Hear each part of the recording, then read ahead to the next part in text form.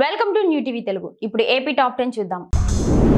విద్యాభివృద్ధి దేశాభివృద్ధికి సూచికగా చెప్పవచ్చునని చంద్రగిరి ఎమ్మెల్యే పులివర్తి నాని అన్నారు. తిరుపతి రూరల్ మండలం మంగళం ఉన్నత పాఠశాలలో నిర్మించిన నూతన భవనాన్ని ఎమ్మెల్యే ప్రారంభించారు. పాఠశాల భవనాన్ని రిబ్బన్ కత్తిరించి నాని ప్రారంభించారు. 10వ తరగతి పరీక్షల్లో ఉత్తమ ప్రతిభ కనబరిచిన విద్యార్థులకు ఉపాధ్యాయులు తమ సొంత డబ్బులతో ప్రోత్సాహక నగదు బహుమతులను ఎమ్మెల్యే చేతుల మీదుగా ఇప్పించారు.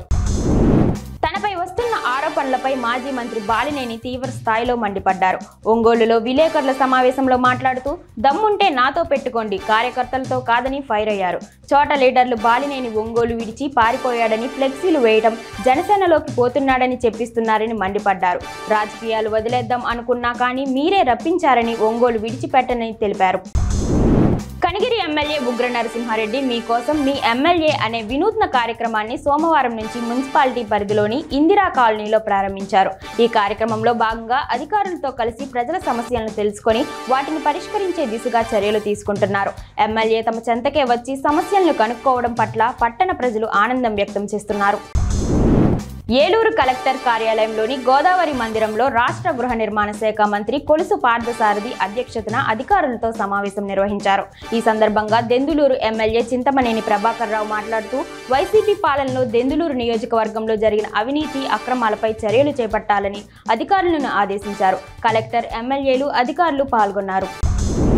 పార్వతీపురం మన్యం జిల్లాలో ఈ నెల 16 నుంచి ఆగస్టు 2 వరకు పారిశుద్ధ్య వారోత్సవాలు నిర్వహించుతున్నట్లు కలెక్టర్ ఏ శ్యాంప్రసాద్ తెలిపారు. ఈ వారోత్సవాల ఏర్పాట్లు సన్నద్ధతపై అధికారులతో వీడియో కాన్ఫరెన్స్ ద్వారా కలెక్టర్ సమీక్ష నిర్వహించారు. ఈ సందర్భంగా ఆయన మాట్లాడుతూ వారోత్సవాలకు ప్రజాప్రతినిధులను ఆహ్వానించాలని, ఇంటింటికి కరపత్రాల పంపిణీ చేయాలని తెలిపారు.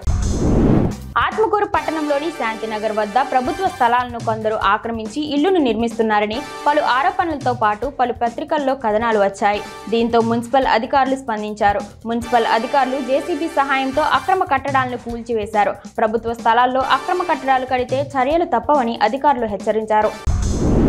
నర్సీపట్నం ఇసుక యార్డును స్పీకర్ చింతకాయల అయ్యన్న పాత్రుడు సందర్శించారు. గతంలో చేసిన ఫిర్యాదుపై విచారణ ఎంతవరకు వచ్చిందని అధికారులను ప్రశ్నించారు. ఇసుక అక్రమ నిల్వలపై పూర్తి స్థాయి సమాచారాన్ని ప్రజలకు అందించాల్సిన బాధ్యత అధికారులపై ఉందన్నారు.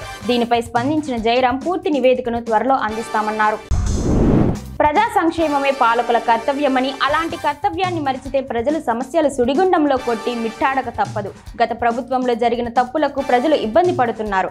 అటువంటి తప్పులను నేను చేయను, సహకరించను అని చంద్రగిరి ఎమ్మెల్యే పులివర్తి నాని అన్నారు. తిరుపతి రూరల్ మండలం తుమ్మలగుంట గ్రామాన్ని గ్రామ ప్రజల కోరిక మేరకు ఎమ్మెల్యే పులివర్తి నాని సందర్శించారు. నర్సీపట్నం ఆర్డీఓ కార్యాలయంలో ఇసుక అక్రమ రవాణాపై ఆర్డీఓ జయరాం వివిధ శాఖల అధికారులతో సమీక్ష సమావేశం నిర్వహించారు. మైనింగ్, రవాణా శాఖ, పోలీస్ శాఖ, పంచాయతీ రాజ్ శాఖల అధికారుల సమీక్షలో ఆర్డీఓ మాట్లాడుతూ అక్రమ ఇసుక రవాణా అరికట్టడానికి అధికారులు సమన్వయంతో పనిచేయాలన్నారు. అధికారికంగా ఇసుక అమ్మకాలు త్వరలో ప్రారంభమవుతాయన్నారు.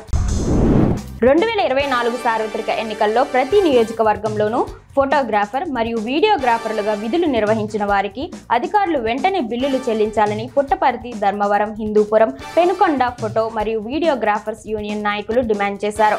పుట్టపర్తి కలెక్టరేట్లో నిర్వహించిన ప్రజా సమస్య పరిష్కారాల వేదికలో భాగంగా వారు జిల్లా కలెక్టర్ టిఎస్ చేతన్కు వినతి పత్రం అందజేశారు.